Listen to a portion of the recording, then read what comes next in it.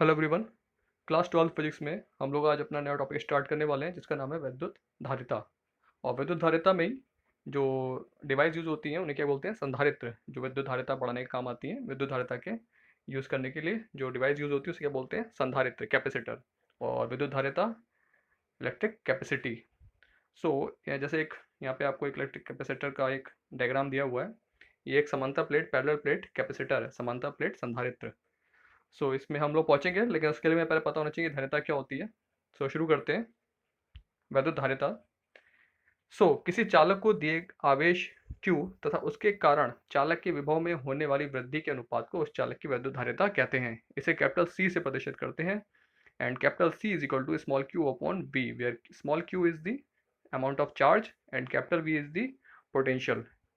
तो अगर आप कोई वैद्युत धारिता है, उससे तात्पर्य यह है कि उसमें जो आवेश और वैद्युत विभव का जो अनुपात होता है उसे क्या बोलते हैं, वैद्युत धारिता। और इसे शो करते हैं कैपिटल सी से।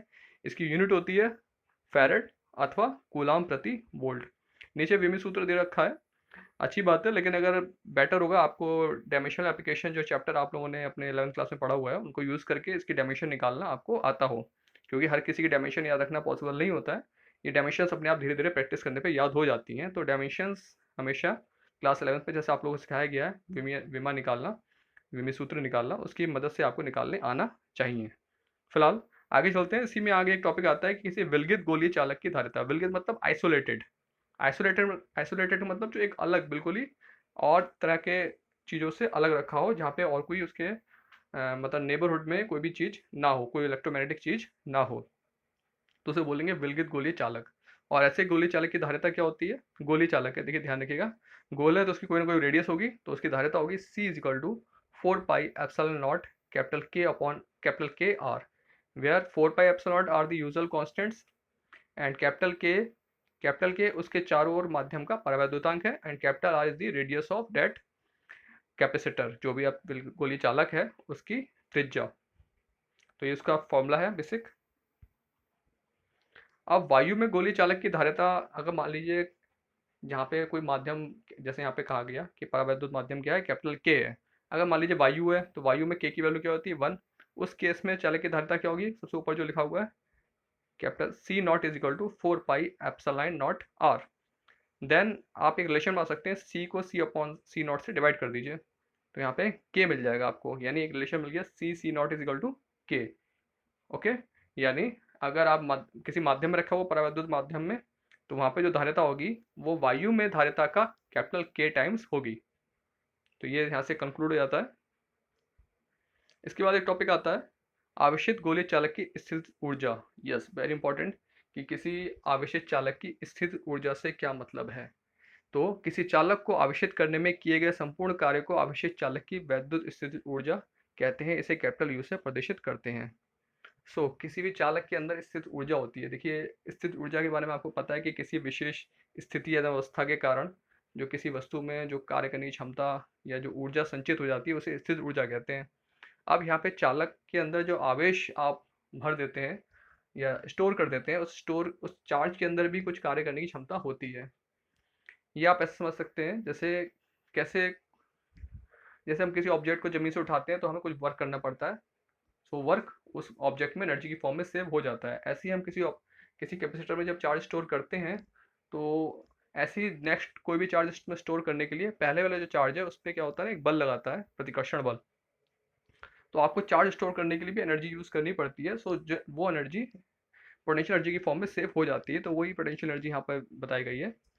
ये तो मैं आपको बहुत डीप कंसेप्ट बता रहा हूँ थोड़ा सा, कि जब कोई आप चार्ज स्टोर कर देते हैं तो दूसरा चार्ज जब आप स्टोर करने लाते हैं, तो वो पहला वाला चार्ज दूसरे वाले चार्ज पे क्या लगाता है, प्रतिकर्षण बल लगाता है। क्योंकि आप जानते हैं प्रतिकर्षण बल होता है विद्युत आवेशों आवेशों में समान प्रकार के।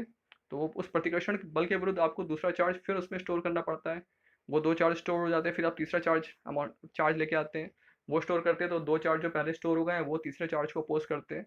तो हर बार क्या होता है ना, आपको एक एक्स्ट्रा फोर्स लगा के, एक्स्ट्रा वर्क करके अपने चार्ज को स्टोर करना पड़ता है। यही वर्क एनर्जी की फॉर्म में उस चालक में क्या होता है, स्टोर हो जाता है। और यहीं से शुरुआत होती है वैद्युत चालक की स्थितिज ऊर्जा की, वैद्युत स्थितिज ऊर्जा की। तो उसके लिए सिंपली यहाँ पे फॉर्मूला दिया हुआ है, वो फॉर्मूला होता है capital U is equal to half Q we.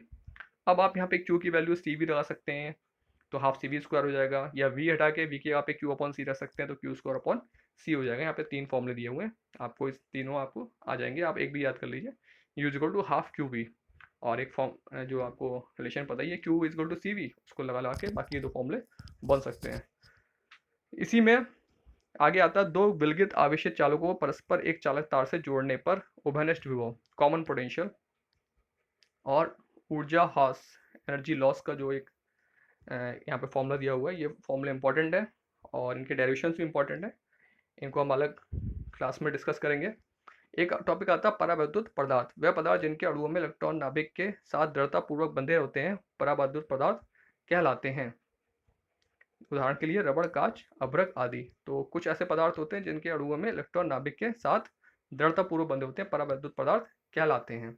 तो ये आप ध्यान रखेंगे, कुछ इस प्रकार के पदार्थ होते हैं, केमिस्ट्री में आपको पढ़ाया जाता है परावैद्युत पदार्थ, ये वही है। और एग्जाम्पल क्या है, रबड़, कांच, अभ्रक, ऐसे अदर पदार्थ भी होते होंगे। आगे चलते हैं, अब आता है संधारित्र। तो अभी तक बात की हमने धारिता की, अब संधारित्र क्या होते हैं। ये एक ऐसी युक्ति है जिसमें किसी चालक के आकार में परिवर्तन किए बिना उस पर आवेश की पर्याप्त मात्रा अंकित की जा सके। मतलब ये वो डिवाइस है जो धारिता बढ़ाने, धारिता जो आप टॉपिक पढ़ा आपने वैद्युत धारिता, अब वैद्युत धारिता हवा में तो स्टोर नहीं हो जाएगी ना, किसी न किसी डिवाइस की जरूरत पड़ेगी। तो वो जो ऑब्जेक्ट है, जो डिवाइस है, जो इस काम को करने में सक्षम होता है, उसे क्या बोलते हैं, संधारित्र।